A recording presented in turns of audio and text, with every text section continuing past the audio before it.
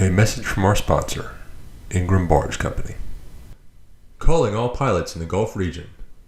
Ingram Barge Company is offering a $5,000 sign-on bonus for pilots interested in liveaboard positions.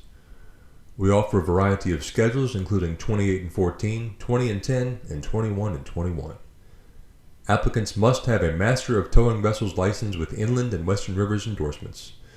Ingram offers a competitive benefits package and 401k with company match. Apply today at www.ingrambarge.com. Welcome back to Between the Levees. I am joined today by Mr. Tom Cornwell for a little Ingram feature we're setting up for the month of April. Mr. Cornwell has been in the industry 46 years. He officially retired January 21st, but has been in a consulting function since then. His title when he retired was Senior Manager of Engineering for Ingram Barge Company. Mr. Tommy, welcome to Between the Levees. Thank you. Well, I know you haven't gotten a chance to look at these podcasts yet, but they all start the same way. Please, sir, tell me where you were born. I was born in McCracken County, Kentucky. And what did your parents do when you were growing up? They were all farmers. Tell me a little bit about the farm. How long was it in operation and all that jazz? It was in operation for, I don't know how many years, probably 60 years or so. We grew tobacco and soybeans and milk cows. How was life growing up on a farm? Oh, it was great. It was great. I kind of miss it, tell you the truth. What was a normal day for you growing up? A normal day was getting up and going to school, and generally Dad and my brother took care of the farm while I went to school. And when I came home, I'd get on a tractor or I'd go to the milk barn. And how many siblings did you have? Just the one brother? I have one brother and one sister. Well, tell me, growing up, were you drawn to anything in school? Yes. My father and I would go down to the river, which we lived just from Metropolis Ferry Landing. And we would go down to the river and I'd watch the boats go by. And I thought that was really interesting. And, you just don't know where you're going when you're a young age, but it drawed me to the river, being close to the river. And I just thought it was really interesting. And then that's where I led to. Did you attend college? No. Oh, after several years, I took a lot of college courses. Well, what happened after high school that eventually led you to the industry? I went to work as a deckhand for aggregate towing, which has been gone there in Paducah for many years. But then I went to work for Walker Midstream Service, decked in the fleet, and then I moved up to an engineer with R&W Marine, which is a division of Walker Companies, and was there in Paducah for about 25 years, roughly 24 years. And then just riding the boats, and I was always in the engine room messing around with the chief. And here I am today. Well, tell me a little bit about your experience on deck. What was the onboarding process and where'd you run? We ran the Tennessee River mostly, some on the Ohio and some on the upper, mostly the Tennessee River. Do you remember your first day as a deckhand? I definitely do. We got on the motor vessel Imogene Aggregate and caught it in Paducah outside of Owens Island, and worked all night putting a tow together. And of course, I was a green farm boy.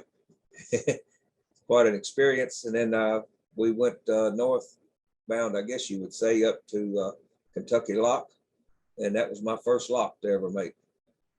And it's been out here ever since, pretty much. Was boat life kind of what you expected, or were any surprises? It was pretty much what I expected. We had an old mate on the boat, and he told me when I came on the boat after a few hours, he told me if I ever wore out my first pair of boots, I'd be here forever. So I guess there's something to that. I just heard something similar on another podcast, actually, almost the exact same words. Anything crazy happen on the water while you were decking or running in the engine room? Uh, Not really. I guess back in those days, uh, you time is money, and we would come out of overhaul, and if everything wasn't done, you done it underway, and we had left Paducah with a tow after an overhaul, and it was on the motor vessel Louisiana, and our generators wasn't complete, so we left out on one generator and got up to around Cave and Rock and on the Ohio River, and lost that generator, and so we had to do a lot of hustling to get another generator going. But you have those things happen, not as much so nowadays as you did back then. Any interesting occurrences in the engine room, having to kind of figure something out on the fly?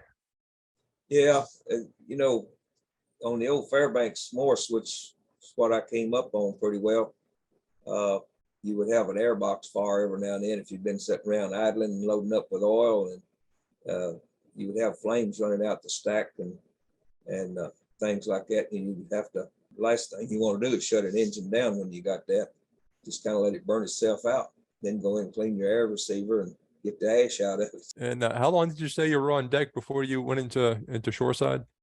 I was on deck about 4 years totally. Well, if you can sum up the a day in the life of an engineer at a towboat and barge company, please fill me in what that might be for your workday. On the forward watch, you would get up at 6 a.m. and come down and relieve the other engineer, your assistant. Go through and go check all your gauges, check your shafting, and make sure you wasn't sinking. Then you would start doing your regular routine maintenance, such as greasing the rudders and checking your logs and cleaning, lots of cleaning. And how long was it until you went shoreside? I don't remember exactly. It was I've been shoreside with Ingram, Midland together about only about 40 years. So all total, it was a little bit. And if there is any such thing, what was a normal day of work for you in the shoreside role? It was taking calls from the chief engineers on the boats. Some of the vessels, the non-engineered vessels, you would take calls from the captain or the mate, and then you would have to go to the boats and make the repairs, and we had some boats running up on the Green River at that time, some small vessels, and that was it kept you traveling quite a bit from Paducah to wherever on the Green River. So I know you were heavily involved in designing the new boats that Ingram is building, and one of them bears your name. Walk me through the process, I guess, start to finish. I have zero idea on that, on designing and delivering each of these vessels. We started out with Mr. David Surt and I working with the naval architect, Ashraf.